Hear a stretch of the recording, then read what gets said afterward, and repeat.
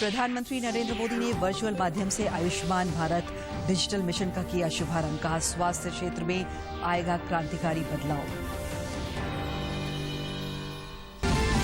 मुख्यमंत्री हेमंत सोरेन ने की जनजातीय परामर्शदात्री परिषद की बैठक। लिए गए कई महत्वपूर्ण निर्णय।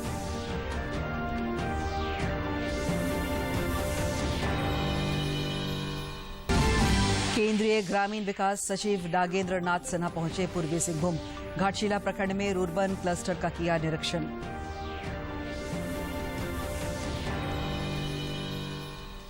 और राज्य के स्वास्थ्य मंत्री बन्ना गुप्ता ने कहा, तंबाकू नियंत्रण के लिए राज्य भर में सख्ती जारी। लोगों से सेवन नहीं करने की अपील।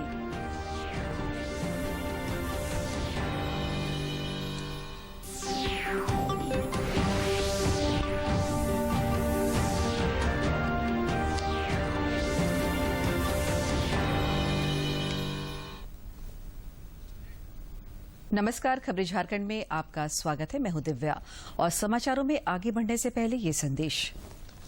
देश भर में 18 वर्ष से अधिक आयु के सभी लोगों के लिए सरकारी केंद्रों में निःशुल्क टीकाकरण अभियान चलाया जा रहा है। दूरदर्शन आप लोगों से अपील करता है कि कोविड रोधी टीका जरूर लगवाएं। कोरोना महामारी के प्रति कोई भी लापरवाही न बरते। जब तक आवश्यक न हो घर से बाहर न निकले और इन आसान उपायों का पालन करें। मास्क लगाएं, 2 गज की सुरक्षित दूरी बनाए रखें, बार बार हाथ धोएं और चेहरा साफ रखें। कोविड से संबंधित जानकारी और मार्गदर्शन के लिए राष्ट्रीय हेल्पलाइन काम कर रही हैं। इनके नंबर हैं 01123978046 और 1075। इसके अलावा राज्य हेल्पलाइन नंबर 104 डायल कर समस्या का त्वरित समाधान लिया जा सकता है। और अब समाचार विस्तार से। प्रधानमंत्री नरेंद्र मोदी ने आज वीडियो कॉन्फ्रेंस के माध्यम से आयुष्मान भारत डिजिटल मिशन की शुरुआत की। उन्होंने कहा कि इससे देश स्वास्थ्य के क्षेत्र में क्रांतिकारी परिवर्तन लाने में सक्षम होगा। श्री मोदी ने कहा कि 21वीं सदी में आज का दिन बहुत अहम है, क्योंकि देश स्वास्थ्य के क्षेत्र में एक नए चरण में प्रवेश कर रहा है। कि स्वास्थ्य सुविधाओं को मजबूत करने का जो अभियान चल रहा है, वो आज से एक नए चरण में प्रवेश कर रहा है। और ये सामान्य चरण नहीं है, ये असामान्य चरण है। आज एक ऐसे मिशन की शुरुआत हो रही है जिसमें भारत की स्वास्थ्य सुविधाओं में क्रांतिकारी परिवर्तन लाने की बहुत बड़ी ताकत है। देश के गरीब और मध्यम वर्ग के इलाज में होने वाली जो दिक्कतें हैं, उन दिक्कतों को दूर करने में बहुत बड़ी भूमिका निभाएगा। टेक्नोलॉजी के माध्यम से मरीजों को पूरे देश के हजारों अस्पतालों से कनेक्ट करने का जो काम आयुष्मान भारत ने किया है, आज उसे भी विस्तार मिल रहा है, एक मजबूत टेक्नोलॉजी प्लेटफॉर्म मिल रहा है।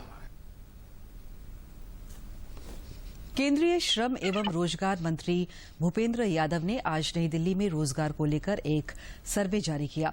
इस अवसर पर उन्होंने कहा कि साल 2013-14 की तुलना में कई सेक्टरों में रोजगार में वृद्धि हुई है। देश के अंतर्गत है ये डाटा, जब आपको रिलीज होगा तो उसमें वो ग्राफिक में आपको दिखेगा। 2013-14 में हमारे देश में ये जो संगठित क्षेत्र है, इसमें कुल रोजगार 2,37,00,000। अब जब फर्स्ट राउंड हम लोग इसका क्वार्टरली एम्प्लॉयमेंट सर्वे जो क्यूज का हमारा ट्वीज का सर्वे है, इसमें 2013-14 में जो 2,37,00,000 हमारा रोजगार था, वो बढ़कर अब 3,08,00,000 हुआ है। इस प्रकार से 29% की वृद्धि हमने 2013-14 की तुलना में। मुख्यमंत्री हेमंत सोरेन ने आज जनजातीय परामर्शदात्री परिषद टीएसी की बैठक की।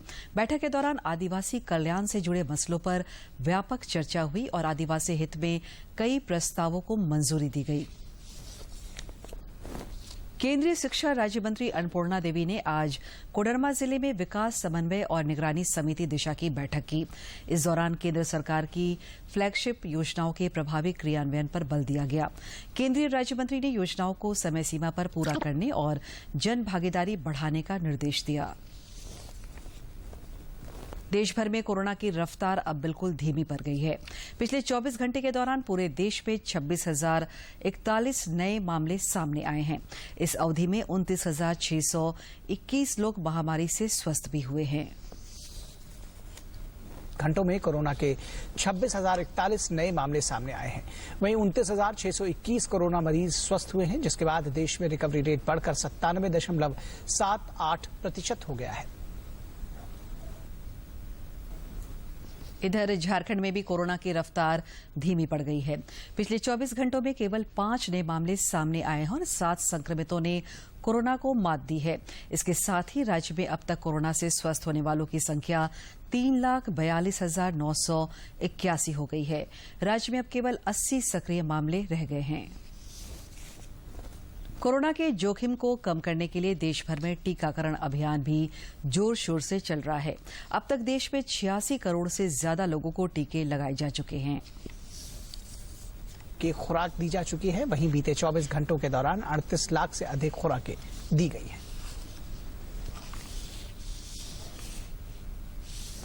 इधर झारखंड में भी कोरोना के खिलाफ जारी जंग में टीकाकरण अभियान तेज गति से चल रहा है। अब तक 1,72,00,000 से ज्यादा लोगों को टीके लगाए जा चुके हैं। इनमें 1,37,49,475 पात्र लोगों को पहली डोज दी गई है, जबकि 39,32,026 को दूसरी डोज दी गई है।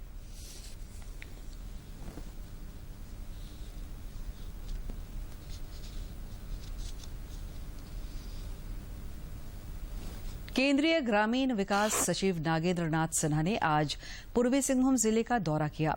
इस दौरान उन्होंने घाटशिला प्रखंड के धर्मबहाल रुर्बन क्लस्टर का निरीक्षण किया। इस अवसर पर उन्होंने कसीदा पंचायत में प्रधानमंत्री आवास योजना के तहत बने घर का भी उद्घाटन किया। इस मौके पर पत्रकारों से बातचीत में श्री सिन्हा ने कहा कि जिले में प्रधानमंत्री आवास योजना की अच्छी प्रगति हुई है, लेकिन हमारा उद्देश्य लोगों को गरीबी रेखा से बाहर लाना है।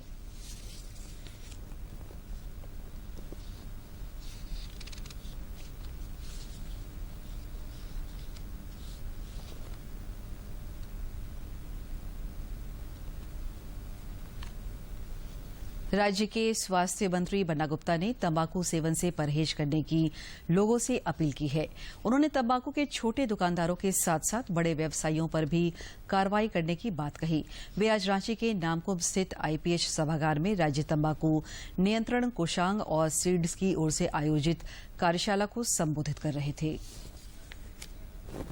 उनके सवाल पर आयोजित कार्यशाला को संबोधित करते हुए स्वास्थ्य मंत्री बन्ना गुप्ता ने कहा कि राज्य में तंबाकू नियंत्रण के लिए कई कड़े कदम उठाए गए हैं कि हमने जो कड़े कदम उठाए हैं वो शायद हमारे पूरे देश में उतना कड़ा कदम किसी राज्य ने नहीं उठाया है। स्वास्थ्य मंत्री ने कहा कि वैसे तो तंबाकू की खरीद बिक्री पर रोक लगाने से राज्य को राजस्व की भी क्षति होती है, लेकिन जनहित में राज्य सरकार की ओर से सख्ती से नियमों का पालन हो रहा है। ये पान मसाला वगैरह पर प्रतिबंध है। हालांकि राज्य में इसको लेकर राजस्व की क्षति भी होती है, लेकिन फिर भी राज्य की जनता जो है हमको इसलिए लाई है क्योंकि हम कुछ नए इनोवेशन करेंगे। विशेषज्ञों की माने तो तंबाकू जानलेवा पदार्थ और पूरे देश में तंबाकू जनित बीमारियों से 13 लाख से अधिक मौतें होती है, जिससे सामाजिक आर्थिक बोझ भी बढ़ता है। रांची से सरिता की रिपोर्ट। मांडर विधानसभा क्षेत्र के चान्हो प्रखंड के सीलागाई गांव में एकलव्य आवासीय विद्यालय के निर्माण का विरोध किए जाने पर स्थानीय विधायक बंधु तिर्की ने कड़ा ऐतराज जताया है। श्री तिर्की ने आज पत्रकारों से बातचीत में कहा कि कुछ संगठन भोले भाले आदिवासियों को भ्रमित करने का काम कर रहे हैं। भोले भाले लोगों को बहला फुसला कर अपना राजनीतिक रोटी सेकने का काम उन संगठन में जो नेतृत्व कर रहे हैं उनके द्वारा किया जा रहा है। मैं बताना इसलिए चाह रहा हूं इस बात को कि उस विद्यालय को निर्माण करने के लिए 2018 में ही ये भूमि का चिन्हितीकरण किया गया है। राज्य में पशुपालन को बढ़ावा देने के लिए कई स्तरों पर प्रयास किए जा रहे हैं। इस सिलसिले में औद्योगिक नगरी जमशेदपुर में झारखंड आदिवासी सशक्तिकरण आजीविका परियोजना के तहत झारखंड ट्राइबल डेवलपमेंट सोसाइटी द्वारा लाभुकों को बकरी पालन का प्रशिक्षण दिया गया।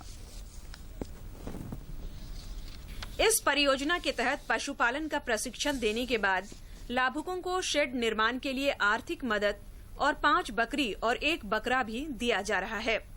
सोसाइटी के जिला परियोजना प्रबंधक रुस्तम अंसारी बताते हैं कि पूर्वी सिंहभूम जिले के पोटका प्रखंड पालीडीह गांव में डीएस द्वारा 2017-18 में 55 बकरी पालन क्लस्टर शेड का निर्माण किया गया था। यहाँ आदिवासी महिलाओं को 55 शेड 17-18 में बनाया गया था, जिसमें कि प्रत्येक लाभुक को 5 बकरियां और 1 बकरा दिया गया था, जिससे वो बकरी पालन कर खेती बाड़ी के अलावा अतिरिक्त आय का साधन वो कर सके। लाभुक शिफाली सरदार और आशमनी सरदार बताती हैं कि उसे 5 बकरी 1 बकरा मिला था। इससे उनकी आमदनी बढ़ी है। उनका कहना है कि इस परियोजना से गांव की सूरत बदल सकती है। मेरे बकरी को 6 गो मिला था, 6 गो में 5 बकरी 1 बकरा मिला था, तो उसी से मेरा बहुत ज्यादा बढ़ गया था। जेटीडीएस जटल परियोजना की तरफ से बकरी क्लस्टर का निर्माण हुआ था, जिसमें प्रत्येक बकरी साइड में 5 बकरी और 1 बकरा दिया गया था। उसमें से हम लोग का बकरी बहुत बढ़ गया था, जिसमें हम लोग 5 खस्सी बेचे थे।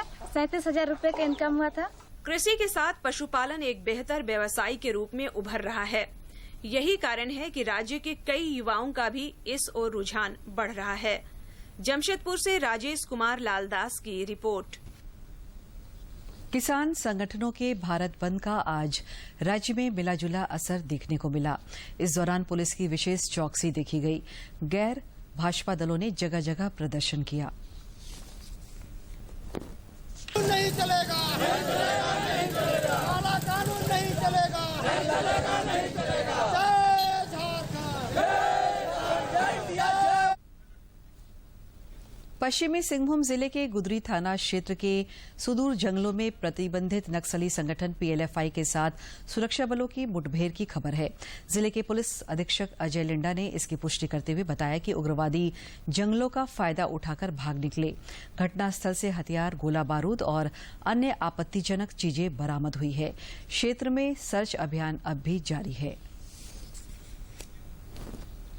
देवघर जिले के सारठ पालाजोरी मार्ग पर आज एक पेट्रोल पंप कर्मी से 7,76,000 रुपए अपराधियों ने लूट लिए। कर्मी पैसे लेकर बैंक में जमा कराने जा रहा था। इसी दौरान आंख में मिर्ची पाउडर डालकर अपराधियों ने घटना को अंजाम दिया। न कोई विज्ञापन और न कोई स्पॉन्सर, फिर भी जंगल के बीच आयोजित ग्रामीण फुटबॉल टूर्नामेंट में हजारों की भीड़। कुछ ऐसा ही नजारा देखने को मिला खूंटी जिले के रेमता गांव में। 27 किलोमीटर दूर जंगलों और पहाड़ों के बीच अवस्थित रेमता गांव में आयोजित फुटबॉल टूर्नामेंट में भारी बारिश के बावजूद 30,000 से ज्यादा दर्शकों की उपस्थिति अपने आप में एक मिसाल रही। तरह का व्यवधान नहीं है। खेल में एक से एक खिलाड़ी अभी भाग लिए दिग्विजय कर रहे हैं। आप लोग इस खेल में करीब 30 से 40,000 दर्शक आए हुए हैं। फुटबॉल टूर्नामेंट में रांची, जमशेदपुर और मांझी और खूंटी समेत 8 टीमों ने हिस्सा लिया। रेमता के ग्राम प्रधान जयकृष्ण मुंडा कहते हैं कि ग्रामीण खेल प्रतिभाओं को राष्ट्रीय स्तर पर पहचान दिलाने के लिए इस प्रकार के आयोजन किए जा रहे हैं। रेमता के द्वारा इस सुदूर ग्रामीण इलाका में आप देख रहे हैं एक दिवसीय फुटबॉल प्रतियोगिता का आयोजन किया गया है, जिसमें 8 टीम भाग लिए हैं। खेल के प्रेमी काफी ललायित, बहुत ही बढ़िया टीम इसमें पार्टिसिपेट किए हैं, जैसे जमशेदपुर, चाईबासा, रांची और मांझी सभी टीम बहुत ही अच्छा खेल दिखाए। खूंटी से भी बहुत अच्छे खिलाड़ी आगे गए हैं, संतोष ट्रॉफी खेले हैं और हम चाहते हैं कि खूंटी डिस्ट्रिक्ट के खिलाड़ी अपने जिला का नाम रोशन करें, अपने झारखंड राज्य का भी नाम रोशन करें। मौके पर मौजूद सांसद प्रतिनिधि मनोज कुमार की माने तो खूंटी जिले में खेल प्रतिभाओं को बढ़ावा देने के लिए कई स्तरों पर प्रयास किए जा रहे हैं। क्षेत्र से खिलाड़ियों का उदय हो और जिला सहित राज्य एवं देश का नाम रोशन कर सके। ओलंपिक खेलों में देश के छोटे शहरों से खिलाड़ियों के बेहतर प्रदर्शन ने ग्रामीण क्षेत्र के खिलाड़ियों में भी नई ऊर्जा का संचार किया है और वे हर के खेल में जमकर अपना पसीना बहा रहे हैं। खूंटी से ज्योत्सना की रिपोर्ट। आजादी के अमृत महोत्सव के तहत आज गढ़वा जिले में सरदार भगत सिंह की जयंती मनाई गई। इस दौरान उनके दिए गए भाषण और वीडियो क्लिप का प्रसारण किया गया।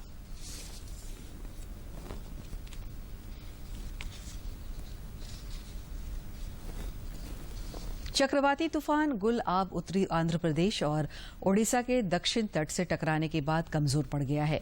मौसम विभाग ने महाराष्ट्र और तेलंगाना के कई भागों में बहुत तेज वर्षा का अलर्ट जारी किया है। चक्रवात गहरे दबाव में बदल गया है। इधर झारखंड में तूफान गुलाब का असर दिखने लगा है।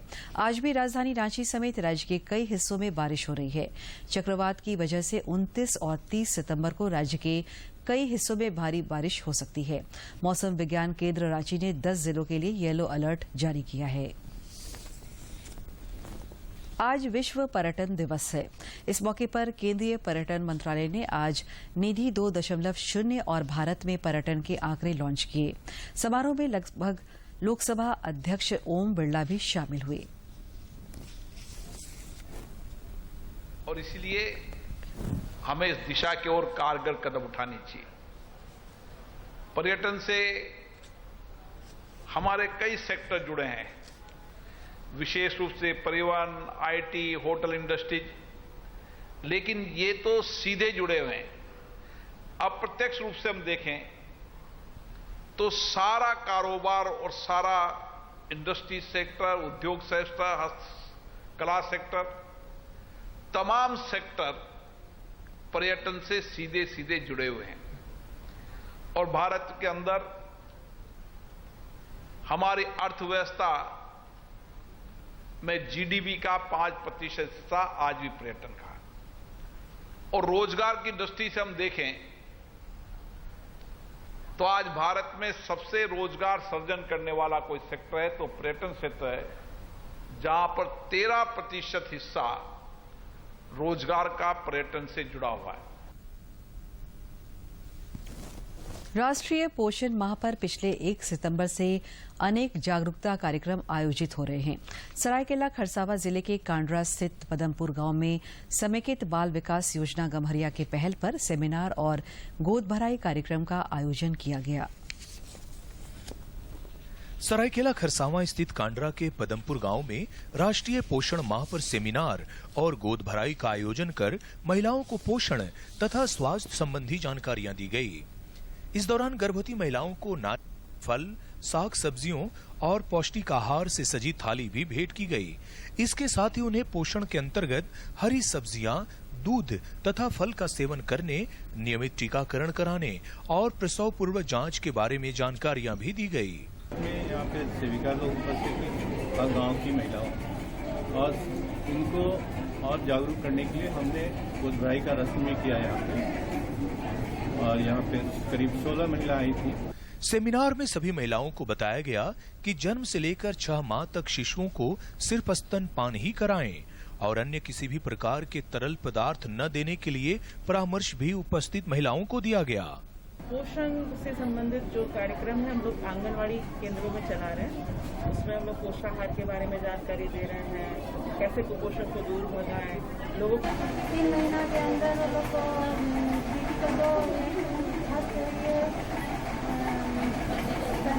इस मौके पर उपस्थित महिलाओं ने कार्यक्रम के आयोजन को एक बेहतर पहल बताया। के लिए हम लोगों को जानकारी दिया गया कि अच्छा से अच्छा कैसे हम लोग को पोषण मिलता है, बच्चा को कैसे सही रखना है खान पान के लिए हम लोग, और कुपोषण के बारे में बताया गया कि बच्चे किस तरह से खाने के बारे में बताया गया है। कुपोषण से जंग में जागरूकता जरूरी है। भोजन में पोषक तत्वों की सही जानकारी और उनका सेवन कुपोषण से बचा सकता है। सरायकेला खरसावां से अनूप मिश्रा की रिपोर्ट। कुपोषण से जारी जंग को मुकाम तक पहुंचाने के वास्ते अब सूचना तकनीक का इस्तेमाल किया जा रहा है और पोषण ट्रैकर ऐप से कुपोषित बच्चों पर नजर रखी जा रही है। सरायकेला खरसावां जिला में भी पोषण ट्रैकर ऐप से कुपोषण को मात देने की तैयारी है। सरायकेला खरसावां में अब बच्चे कुपोषित नजर नहीं आएंगे। अगर कोई बच्चा कुपोषित होगा तो इसकी जानकारी तत्काल ही आंगनबाड़ी सेविकाओं को मिल जाया करेंगी और उसकी समुचित देखरेख की व्यवस्था भी शुरू कर दी जाएगी। और यह सब पोषण ट्रैकर ऐप की मदद से। जी हां, सरायकेला खरसावां में पोषण ट्रैकर ऐप के जरिए काम भी शुरू हो गया है और इसके लिए बाकायदा सेविकाओं को ट्रेनिंग भी दी जा रही है। पोषण ऐप में सबसे बड़ी बात है कि अभी जितने भी लाभुक हमारे हैं सभी को उसमें इनरोल किया जा रहा है ना। सभी का उसमें एंट्री हो रहा है, ऑनलाइन एंट्री हो रहा है। और जैसे गर्भवती है, धात्री है और बच्चे हैं 0 से 6 माह के, तो सभी का। और उसके अनाथ का भी उसमें है, किशोर किशोरियों के लिए भी अभी उसमें है। पोषण ट्रैकर ऐप के इस्तेमाल से पहले कुपोषित बच्चों, गर्भवती और धात्री माताओं के स्वास्थ्य की जानकारी समय पर नहीं मिल पाती थी। रजिस्टर मेंटेन होने के कारण किसी के बारे में भी पता करने में काफी समय लग जाता था। अब पोषण ट्रैकर ऐप से यह सब कुछ काफी आसान हो गया है। इतना ही नहीं, इसके जरिए अनाथ बच्चों का भी रिकॉर्ड रखा जा रहा है। हम लोग प्ले स्टोर से डाउनलोड किए हैं। इसमें हम लोग के अंतर्गत जो क्षेत्र आते हैं इसमें सभी लाभुकों को लाभ देने के लिए और एंट्री करने के लिए बहुत अच्छा सुविधा हम लोग इससे मिला है। इस नई प्रणाली में सेविकाएं घर घर जाकर लोगों से उनका मोबाइल नंबर लेकर अपने पोषण ट्रैकर ऐप में रजिस्ट्रेशन करती हैं। इसके बाद संबंधित बच्चे और गर्भवती महिला से संबंधित पूरे रिकॉर्ड को इसमें किया जाता है और इसके जरिए यह भी पता चल जाता है कि गर्भवती महिला को कब वैक्सीन या किसी अन्य दवा की जरूरत है। इस ऐप के माध्यम से जो बच्चे हैं उनका वजन, ऊंचाई, ये सब जब हम लोग उसमें डालते हैं तो उसमें वो अपने आप शो करता है कि कौन सा बच्चा कुपोषित है, कौन मध्यम कुपोषित है, कौन सामान्य है। राष्ट्रीय पोषण मिशन को प्रधानमंत्री की समग्र पोषण योजना अभियान के रूप में नामित किया गया है। वर्ष 2017 में इसे एक बहुमंत्रालयी अभिसरण मिशन के रूप में किया गया था, जिसमें 2022 तक भारत को कुपोषण मुक्त बनाने का लक्ष्य निर्धारित किया गया है। उम्मीद की जानी चाहिए कि पोषण ट्रैकर ऐप से यह लक्ष्य आसानी से हासिल हो सकेगा और स्वस्थ सुखी समाज का नवनिर्माण भी संभव हो सकेगा। सरायकेला खरसावां से अनूप मिश्रा की रिपोर्ट। आजादी के अमृत महोत्सव के आज के एपिसोड में हम महान विद्वान, सुधारक और देशभक्त राजा राम मोहन राय को याद करेंगे। इस कड़ी में हम विट्ठल भाई पटेल को भी याद करेंगे।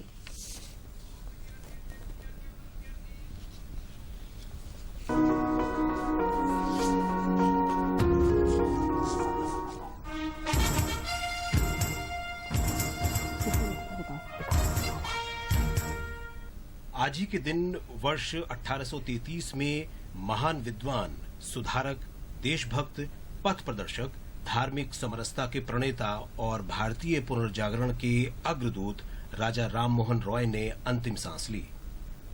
बचपन से ही उन्होंने अंधविश्वासों और सामाजिक कुरीतियों का विरोध किया। वे हिमालय में घूमते रहे और तिब्बत चले गए। वे कई जगह गए और इस दौरान प्राप्त अनुभवों ने उन्हें व्यापक दृष्टिकोण दिया। उन्होंने अंग्रेजी, विज्ञान, पश्चिमी चिकित्सा और प्रौद्योगिकी के अध्ययन की हिमायत की। 1814 में राजा राममोहन रॉय ने सामाजिक और धार्मिक सुधार शुरू करने के लिए आत्मीय सभा का गठन किया। उन्होंने विधवाओं के पुनर्विवाह के अधिकार और महिलाओं के लिए संपत्ति के अधिकार सहित महिलाओं के अधिकारों के लिए अभियान चलाया। उन्होंने महिलाओं की शिक्षा का भी समर्थन किया। 1828 में राममोहन रॉय ने ब्रह्म समाज की स्थापना की, जो देश के पहले सामाजिक धार्मिक सुधार संगठनों में से एक था। नित्य निरंजन निखिल कारण विभु विश्वनिकेतन विकार विहीन काम क्रोधहीन विकार विहीन काम क्रोधहीन निर्विशेष सनातन।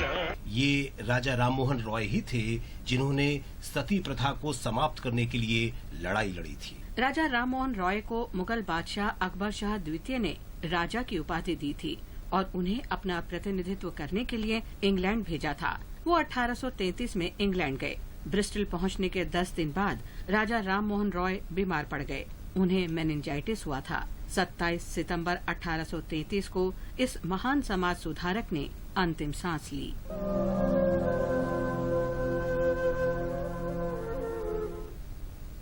इसी दिन 1873 में विट्ठल भाई पटेल का जन्म हुआ था।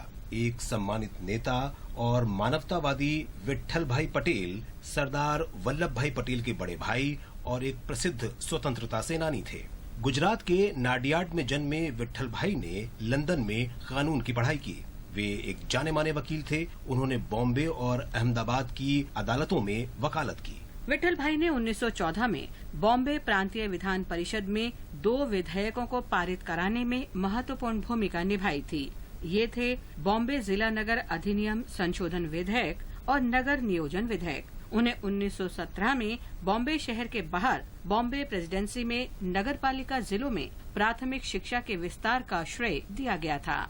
जब 1922 में चौरी चौरा की घटना के बाद महात्मा गांधी ने असहयोग आंदोलन समाप्त कर दिया तो पटेल ने चितरंजन दास और मोतीलाल नेहरू के साथ स्वराज पार्टी बनाने के लिए कांग्रेस छोड़ दी। वे 1925 में केंद्रीय विधानसभा के पहले निर्वाचित अध्यक्ष थे और 1927 में दोबारा इसके अध्यक्ष चुने गए। वे 1928 में भारत सरकार से स्वतंत्र विधानसभा के लिए एक अलग कार्यालय बनाने के अपने प्रयासों में सफल रहे। ये विट्ठल भाई ही थे जिन्होंने सदन में चर्चा के दौरान अध्यक्ष के तटस्थ रहने की परंपरा स्थापित की। अपने बाद के वर्षों में विट्ठल भाई ने संयुक्त राज्य अमेरिका और यूरोप की यात्रा की। यूरोप में उनकी तबीयत खराब हो गई और 22 अक्टूबर 1933 को स्विट्जरलैंड के जिनेवा में उनकी मृत्यु हो गई।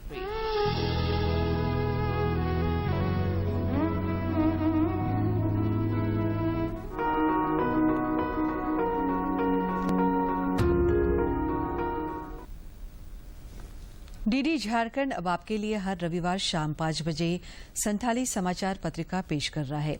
इस 15 मिनट के संथाली समाचार पत्र में आपको हफ्ते भर की खबरों का सार मिलेगा। यह सब उन्नति को मूल बिन निज भाषा ज्ञान के मिटन नहीं। जोहार खबर झारखंड रे आपेया आतंक दराम।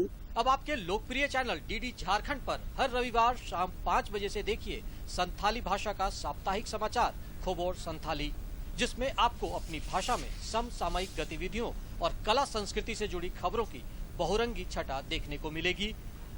डीडी झारखंड के इस नई शुरुआत का आप भी हिस्सा बने और निज भाषा में समाचार देखें। तो याद रखिए, दिन रविवार, समय शाम 5 बजे। दूरदर्शन झारखंड पर पल पल की खबरों से जुड़े रहने के लिए आप हमारे social media platform Twitter, Facebook और यूट्यूब से जुड़ सकते हैं, क्योंकि खबरों से जितना बाखबर रहना जरूरी है उससे ज्यादा जरूरी है सटीक, संतुलित और निष्पक्ष समाचार। हमारा ट्विटर हैंडल और फेसबुक पेज है डीडी न्यूज झारखंड। आप हमें YouTube channel Jharkhand DD news पर देख और सुन सकते हैं।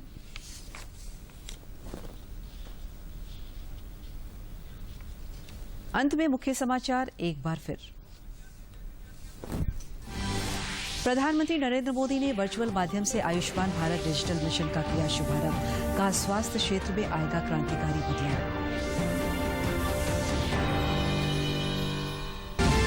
मुख्यमंत्री हेमंत सोरेन ने की जनजातीय परामर्शदात्री परिषद की बैठक में लिए गए कई महत्वपूर्ण निर्णय।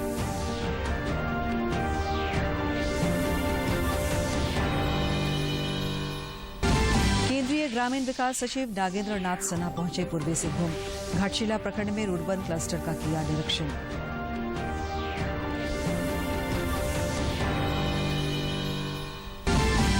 और राज्य के स्वास्थ्य मंत्री बन्ना गुप्ता ने कहा, तंबाकू नियंत्रण के लिए राज्य भर में सख्ती जारी, लोगों से सेवन नहीं कर